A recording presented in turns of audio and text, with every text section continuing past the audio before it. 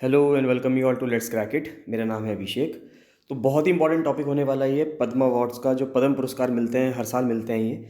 तो जो पद्म पुरस्कार इस साल मिले हैं 2022 में, हम उसके बारे में पढ़ेंगे। खाली इसमें 2022 के बारे में नहीं है, 2022 में जो अवार्ड्स मिले, 2021 में जो अवार्ड्स मिले और 2020 में जो अवार्ड्स मिले, बहुत ही इंपॉर्टेंट अवार्ड्स हैं ये। इनसे सवाल हर एग्ज़ाम में बनता है। जितने भी प्रीलिम्स के एग्ज़ाम होते हैं, चाहे वो आने वाला आपका अपर पीसीएस हो, चाहे आने वाला आपका एडवोकेट जनरल हो, कोई भी पेपर हो, सभी में इसके सवाल बनते हैं पद्म पुरस्कारों से, पद्म अवार्ड से। इंग्लिश हिंदी दोनों लैंग्वेज में बनाया गया है, तो इसलिए इससे किसी भी स्टूडेंट को प्रॉब्लम नहीं होगी। जो इंग्लिश का स्टूडेंट है वो भी पढ़ सकता है, जो हिंदी मीडियम का स्टूडेंट है वो भी पढ़ सकता है। इसमें इस तरह से लिया गया है कि जितने भी 2022 में अवार्ड्स मिले हैं, कितने अवार्ड्स मिले हैं वो लिखा गया है। पूरी पीडीएफ अगर आप देखेंगे, पूरी वीडियो अगर आप देखेंगे, अंत तक इस वीडियो को देखिएगा, सब चीज़ आप समझ जाएंगे। और फिर ये भी बताया गया है कि कौन कौन से पर्सन हैं जो उत्तराखंड से हैं, जिनको अवार्ड्स मिले हैं, है ना। तो उत्तराखंड के पर्सन्स बहुत ज़्यादा इंपॉर्टेंट है, क्योंकि उत्तराखंड के एग्जाम्स के लिए उत्तराखंड के पेपर्स में उनसे सवाल जरूर बनेंगे कि कौन पर्सन थे उत्तराखंड के जिनको पद्मश्री मिला है, पद्म भूषण मिला है, पद्म विभूषण मिला है। तो कौन कौन लोग हैं तो जिनको ये अवार्ड्स मिले। तो बहुत ज़्यादा इंपॉर्टेंट होने वाली वीडियो, इसको अंत तक देखिएगा, पूरी वीडियो देखिएगा, जिससे कि आपकी एक एक चीज़ क्लियर हो जाए।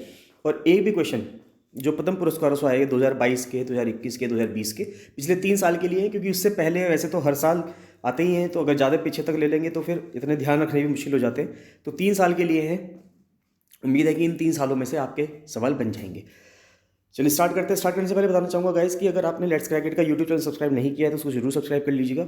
और लेट्स क्रैक इट का फ्री टेलीग्राम चैनल भी है, उसको जरूर ज्वाइन कर लेना। उसको ज्वाइन करना बहुत ज़रूरी है, क्योंकि सारी करंट अफेयर्स की इन्फॉर्मेशन, जितनी भी अपडेट्स होती हैं वो सब वहीं पर आती हैं। तो इसलिए उसको जरूर ज्वाइन कर लेना आप, उससे आपको बहुत हेल्प मिलेगी। और अब इस वीडियो को पूरा देखिए, इसके नोट्स बना लेना। अगर आपको नोट्स बनाने हैं तो आप उसका नोट्स बना लीजिएगा और बहुत अच्छे से अपनी प्रिपरेशन करते रहिएगा। चलिए स्टार्ट करते हैं। तो पद्म अवार्ड्स के बारे में बात करते हैं। पहली बात तो पद्म अवार्ड्स होते क्या है। 2022 के जो अवार्ड्स हैं वो तो हम पढ़ेंगे ही, लेकिन ये होते क्या हैं पहले वो देख लेते हैं। कब से स्टार्ट हुए वो सब चीज़ें हमें पता होनी चाहिए। इसका थोड़ा सा हिस्टोरिकल बैकग्राउंड भी हमें पता होना चाहिए, ये कब से स्टार्ट हुए।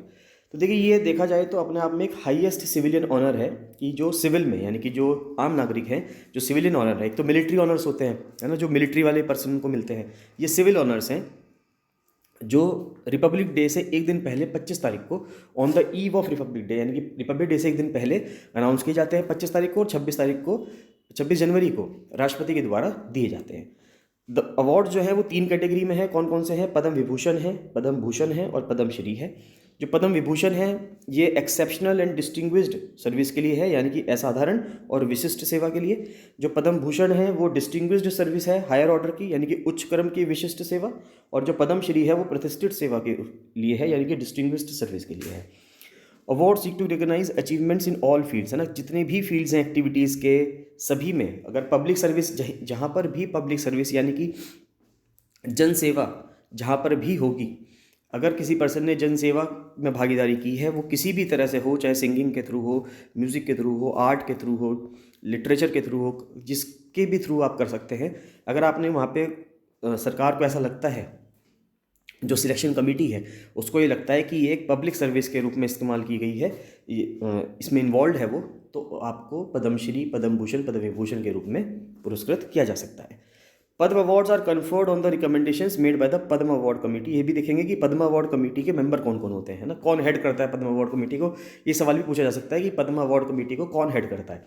Which is constituted by the prime minister every year. तो हर साल प्रधानमंत्री जो है एक पद्म अवार्ड कमेटी बनाते हैं, वो अपनी रिकमेंडेशन प्रधानमंत्री को देते हैं, प्रधानमंत्री अपनी रिकमेंडेशन राष्ट्रपति को देते हैं, फिर राष्ट्रपति जो है उसको उन लोगों को अवार्ड दे देते हैं।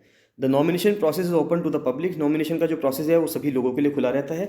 Even self nomination can be made, यानी कि आप खुद को भी नॉमिनेट कर सकते हैं। हो सकता है कि जो पर्सन चाहता है कि मैं पद्मश्री के लायक हूँ या पद्म भूषण के लायक हूँ या विभूषण के लायक हूँ, तो वो पर्सन खुद को भी नॉमिनेट कर सकता है अपनी सर्विसेज बताकर। जो पद्म अवार्ड की जो वेबसाइट है उस पर जाके वो बता सकता है।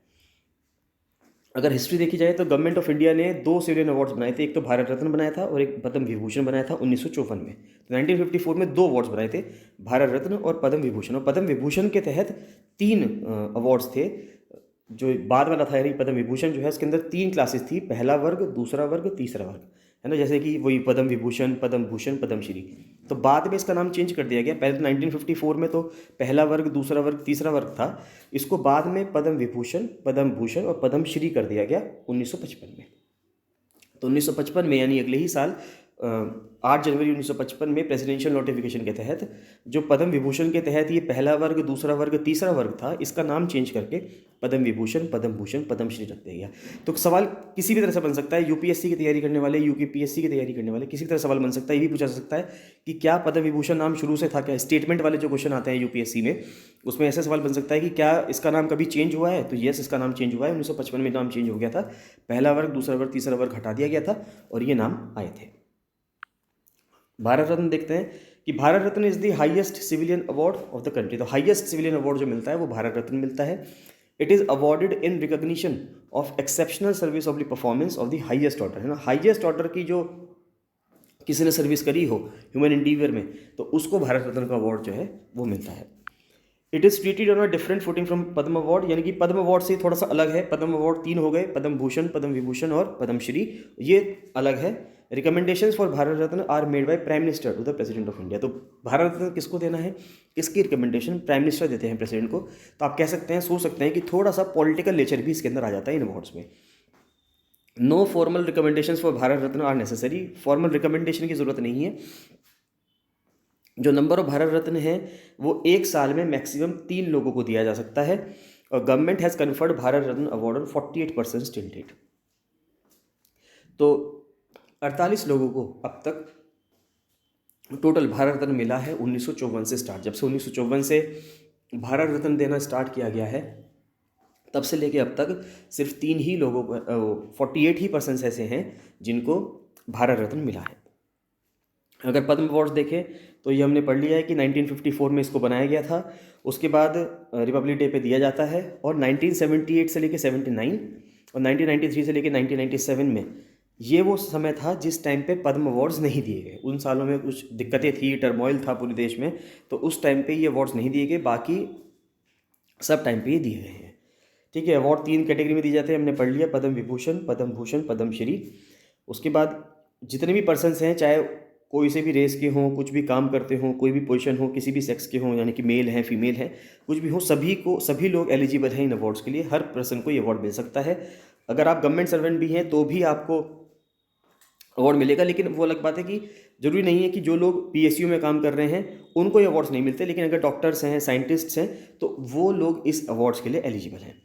Award seek to recognise works of distinction, है ना, कुछ आपने हटके अलग से काम किया हो, and is given for distinguished and exceptional achievements, है ना, आपने कोई बहुत ही अलग से ये एक्सेप्शनल अचीवमेंट आपका रहा हो किसी भी फील्ड में, तो वो इसमें आपको जो भी पद्म पुरस्कार से वो सब मिल सकते हैं। अगर आर्ट की बात करें तो आर्ट के अंदर जैसे म्यूज़िक हो गया, painting, sculpture, photography, cinema, theatre, है ना, इन सब में मिल सकता है। सोशल वर्क अगर देखें, सोशल सर्विस, आपने समाज सेवा की हो, चैरिटेबल सर्विस की हो, कंट्रीब्यूशन किया हो कम्युनिटी प्रोजेक्ट्स में, यानी जो समाज के जो काम होते हैं, कम्युनिटी जो प्रोजेक्ट होता है उसमें हमने क्या कंट्रीब्यूशन किया है, तो इस सब के तहत आपको अवार्ड्स मिल सकते हैं। पब्लिक अफेयर की बात करें तो कानून के तहत आपने कुछ काम किया हो, पब्लिक लाइफ में कुछ काम किया हो, पॉलिटिक्स में कुछ किया हो इतना ज़्यादा, तो उसके तहत भी आपको पद्म पुरस्कारों से नवाजा जा सकता है। फिर साइंस और इंजीनियरिंग की अगर बात करें तो साइंस में यानी कि स्पेस साइंस रिसर्च में आपने कुछ काम किया, न्यूक्लियर साइंस में, इंफॉर्मेशन टेक्नोलॉजी में, R&D में, है ना, और जितने भी सब्जेक्ट्स होते हैं। ट्रेड और इंडस्ट्री की मैं बात करूँ तो बैंकिंग में, इकोनॉमिक एक्टिविटी, मैनेजमेंट, टूरिज्म का प्रमोशन, बिजनेस, इन सब चीज़ों में अगर आपने काम किया हो। मेडिसिन में मेडिकल रिसर्च, और मेडिकल रिसर्च में भी किसमें, आयुर्वेद में, होम्योपैथी में, सिद्धा, एलोपैथी, नेचुरोपैथी, यानी जितने भी इंग्लिश मेडिसिन को के अलावा और भी जो फील्ड्स हैं, जैसे कि आयुर्वेद हो गया, होम्योपैथी हो गया, सिद्धा हो गया, तो इनमें भी अगर आपने कुछ काम किया है हद के, तो आपको पद्मश्री, पद्म भूषण, पद्म विभूषण से नवाजा जा सकता है। लिटरेचर में अगर बात की जाए तो लिटरेचर में आपने जर्नलिज्म में, टीचिंग में, यानी टीचर्स को भी मिल सकता है, बुक कंपोजिंग में, लिटरेचर में, पोइट्री में, promotion of education, promotion of literacy, education reforms, यानी अलग अलग चीज़ें जो पर्सन कर सकता है एक सोसाइटी में रह के, पूरे समाज में, भारत में रह के, उसको पद्म अवार्ड्स मिलते हैं। और पद्म अवार्ड्स में ये भी खास बात है, सिर्फ वो भारतीयों को नहीं मिलते, बाहर के लोगों को भी पद्म अवार्ड्स दिए जा सकते हैं।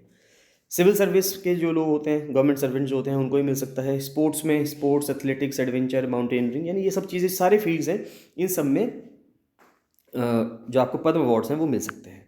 The award is normally not conferred posthumously. देखिए, ये पोस्ट ह्यूमसली अवार्ड नॉर्मली नहीं दिए जाते, लेकिन अगर किसी पर्सन ने बहुत एक्सेप्शनल काम किया हो तो उसको पोस्ट ह्यूमसली भी आप अवार्ड दे सकते हैं। पोस्ट्यूमसली का मतलब होता है मरणोपरांत, यानी जब वो पर्सन की डेथ हो जाती है उसके बाद भी उसको ये अवार्ड दिया जा सकता है।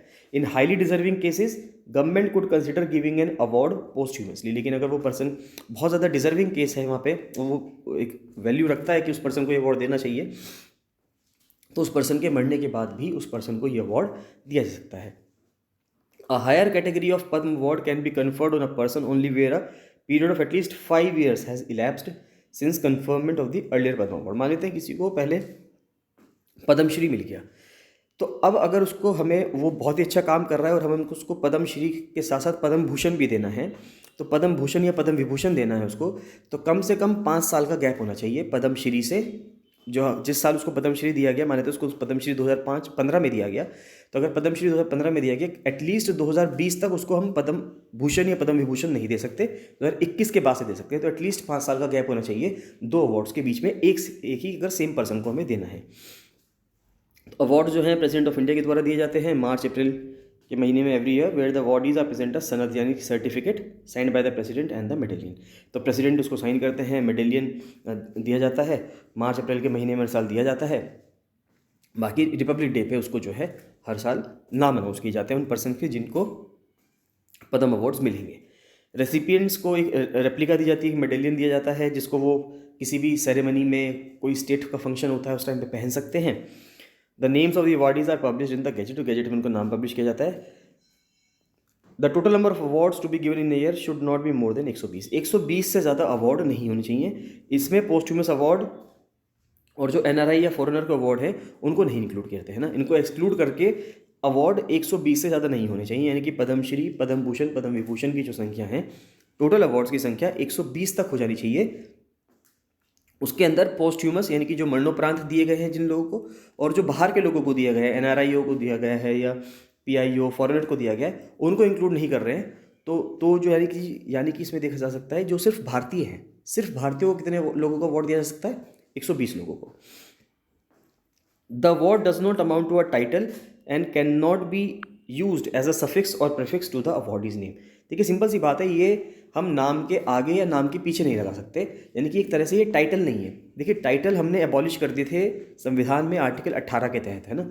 आर्टिकल 18 में एबॉलिशन ऑफ टाइटल्स है, जैसे कि राज बहादुर, राय बहादुर, है ना। ये हमारा फंडामेंटल राइट के अंदर आ जाता है कि हमने टाइटल, जिससे कि सब लोगों को एक जैसा बनाया जा सके, समानता लाई जा सके, इक्वालिटी लाई जा सके, तो हमने टाइटल्स को एबॉलिश कर दिया था। जब टाइटल को एबॉलिश कर दिया था तो इस वजह से हम लोगों के बीच में ये डिस्टिंक्शन नहीं ला सकते कि अगर इसको पद्मश्री या पद्म भूषण मिला है तो अपने नाम के आगे वो ऐसे लगा दे कि पद्म भूषण XYZ, है ना, या XYZ पद्म भूषण। तो ऐसा ना करें वो। अगर ऐसा करेंगे तो फिर वापस से इक्वालिटी नहीं रह पाएगी जो समाज में है।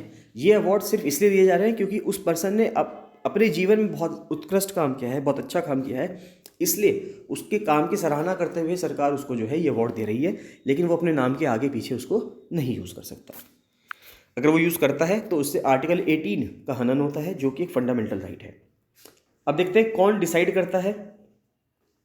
तो पद्म अवार्ड कमेटी बनती है, वो डिसाइड करती है। पद्म अवार्ड कमेटी को हेड कौन करते हैं? कैबिनेट सेक्रेटरी करते हैं। इंपॉर्टेंट है, सवाल बन सकता है ये कि कैबिनेट सेक्रेटरी, या ये पूछा जा सकता है कि पद्म अवार्ड कमेटी को हेड कौन करता है, उसका चेयरमैन कौन होता है? तो पद्म अवार्ड कमेटी का जो चेयरमैन होता है वो कैबिनेट सेक्रेटरी होता है। इसके अंदर होम सेक्रेटरी भी होते हैं, president, secretary to the president भी होते हैं, और 4 से 6 जो हैं एमिनेंट पर्सनस होते हैं इसके मेंबर। इसकी जो रिकमेंडेशंस हैं वो प्राइम मिनिस्टर को दी जाती है। प्राइम मिनिस्टर प्रेसिडेंट को इसकी रिकमेंडेशन देता है अप्रूवल के लिए। अब देखते हैं अवार्ड्स कितने हैं। तो 2022 के अगर मैं अवार्ड्स की बात करूं तो 2022 में 4 विभूषण दिए गए, 17 भूषण दिए गए और 107 श्री दिए गए, यानी कि पद्म श्री 107 है, पद्म भूषण 17 हैं और पद्म विभूषण 4 हैं। टोटल अवार्ड जो दिए गए वो 128 है। तो इंपॉर्टेंट बात क्या है कि सवाल देखिए किसी भी तरह से बन सकता है कि पद्म भूषण कितने दिए गए हैं, विभूषण कितने दिए गए हैं, पद्म श्री कितने दिए गए, ये भी पूछ सकते हैं। टोटल कितने दिए गए हैं ये भी पूछ सकता है। फिर ये भी पूछ सकता है कि कितने लेडीज़ को, कितने विमेन को दिया गया है, तो 34 विमेन को दिया गया है। कितने फॉरेनर को दिया गया है? 10 पर्सन को। और कितने पोस्ट ह्यूमस अवार्डी हैं, यानी कि वो पर्सन जिनकी डेथ हो गई है उसके बाद उनको अवार्ड किया गया है, तो वो कितने लोग हैं? 13 लोग हैं। तो देखिए ये जो टोटल 128 है, ये टोटल 128 जो लोग हैं ये पद्म भूषण, विभूषण, भूषण और श्री, इन तीनों को ऐड करके हैं। ठीक है, ये चीज़ हिंदी में भी लिखी हुई, आप पढ़ लेना। अब देखते हैं पद्म विभूषण जो 4 लोगों को मिला है वो कौन कौन लोग हैं। वो 4 लोग हैं। प्रभा आत्रे, आर्ट फील्ड में है, ये महाराष्ट्र से। राधेश्याम खेमका ये यूपी से हैं, जनरल बिपिन रावत ये उत्तराखंड से हैं, और श्री कल्याण सिंह ये उत्तर प्रदेश से है। तो इन 4 लोगों को पद्म विभूषण मिला है।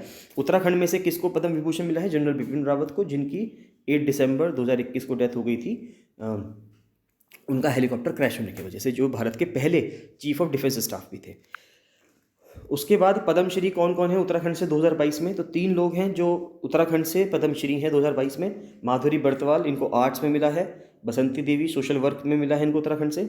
और मिस वंदना कटारिया, इनको स्पोर्ट्स में मिला है उत्तराखंड से। तो ये 3 पर्सन्स हैं जिनको पद्मश्री मिला है उत्तराखंड से 2022 में। आप देखते हैं 2021 में, तो 2021 में टोटल अवार्ड्स कितने दिए गए थे? 119। पद्म विभूषण 7 है, पद्म भूषण 10 हैं, पद्मश्री 102 हैं।